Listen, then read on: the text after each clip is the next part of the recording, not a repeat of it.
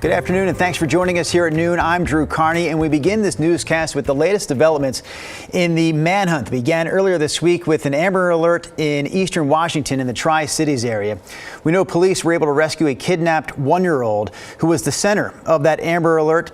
We also know that police have confirmed the suspect in this case. Elias Huizar was not only the boy's father, but was also wanted for the murders of his ex-wife, Amber Rodriguez, and his 17-year-old girlfriend, Angelica Santos. A state trooper spotted Huizar yesterday afternoon along I-5 just north of Eugene, and he eventually crashed while trying to get away. Troopers say when they got to him, Huizar was already dead after apparently shooting himself. Police also tell us the baby is doing well, and at this point they're working to reunite the baby with his family. Meanwhile, police are investigating the motive and have also opened up a homicide investigation into the two victims. There are still a lot of moving parts to this story and a complicated timeline. Maddie White from our sister station in Seattle breaks it down for us.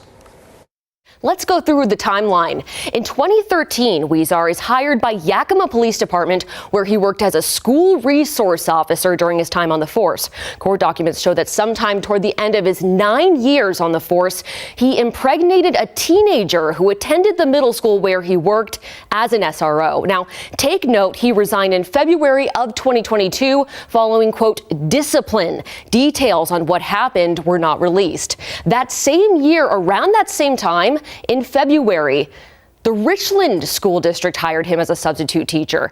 Both background checks came back clear, allowing him to proceed with the employment process at RSD. He was in classrooms until June of last year.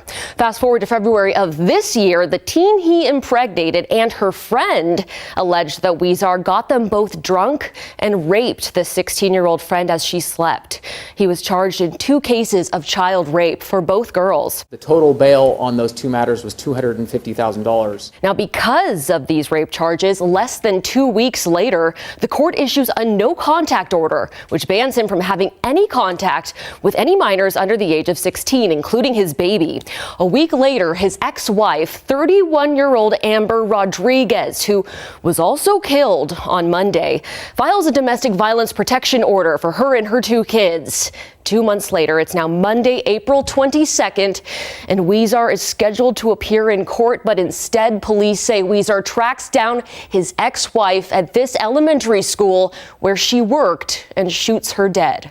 But then Huizar gets away, and then police later discover a second victim, the 17-year-old who had Huizar's child. The 1-year-old was kidnapped, and an Amber Alert was issued, and a multi-state manhunt begins. Alert troopers along I-5 in Oregon spotted Huizar's car and began a chase, which included an exchange of gunfire. The suspect eventually crashed and shot himself as troopers moved in. There's the baby. Oh, there's the baby. Oh, they have the baby. The 1-year-old baby was found safe and is waiting to be reunited with family. Again, that was Maddie White with our sister station in Seattle reporting for us here this afternoon. Right now, we want to get to some other local headlines that we're following. We start with this. Police are investigating what's being described as a suspicious death in the Hazelwood neighborhood on Portland's east side. So this happened right around 5 o'clock this morning at a home on Northeast Everett Court near Northeast 97th and Gleason.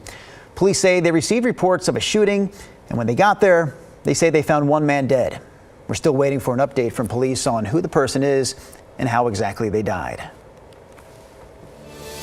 The Portland Public School District, meanwhile, released its proposed budget for next school year, giving us a better picture of where roughly $30 million in cuts could come from. The teachers union, meanwhile, is set to rally outside tonight's school board meeting to protest those cuts. KGW's Catherine Cook breaks down which jobs will most likely be impacted. This is going to be a tough season for moving forward, and it's already been a really challenging year. A year that's shaping up to get even bumpier for Portland Public Schools. Interim Superintendent Sandy Husk spoke plainly after releasing the proposed budget for the 2024-25 school year. It includes a $30 million budget gap. Husk attributes that shortfall to 3 major factors: declining PPS enrollment, the end of federal pandemic funding, and rising operating costs without a comparable increase in revenue. This one is going to feel a lot tighter and a lot harder than what you've seen in the past. Husk said they're investing 80% of their budget in people, but noted significant cuts among staff. That includes about 90 full-time licensed instructional positions, such as teachers, counselors, and support staff.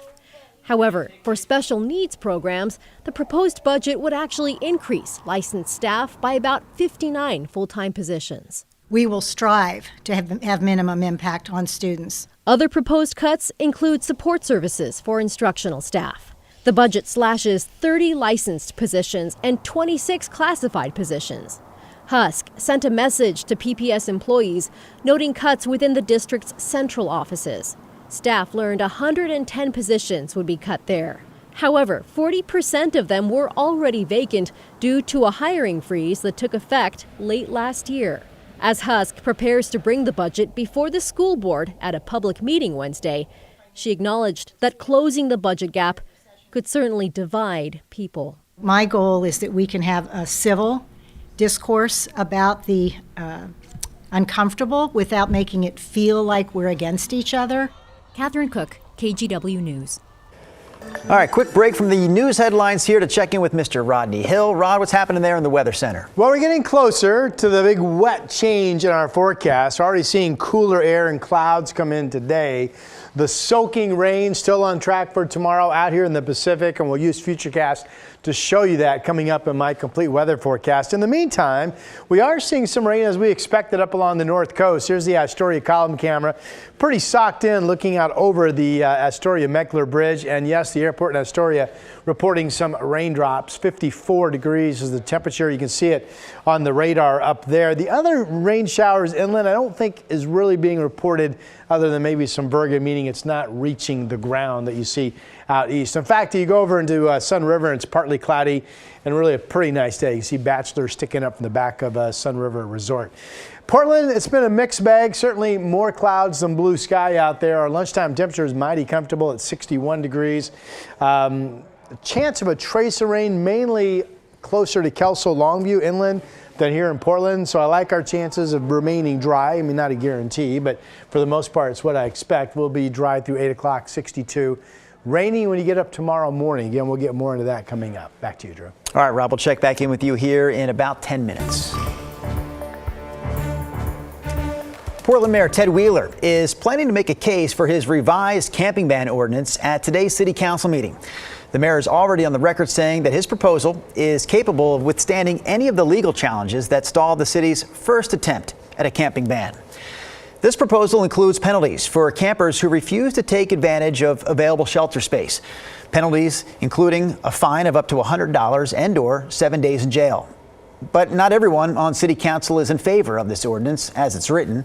City Commissioner Rene Gonzalez has his own proposal that would give the acting mayor or someone appointed by the mayor complete jurisdiction on the camping policy instead of leaving it in the hands of the entire City Council.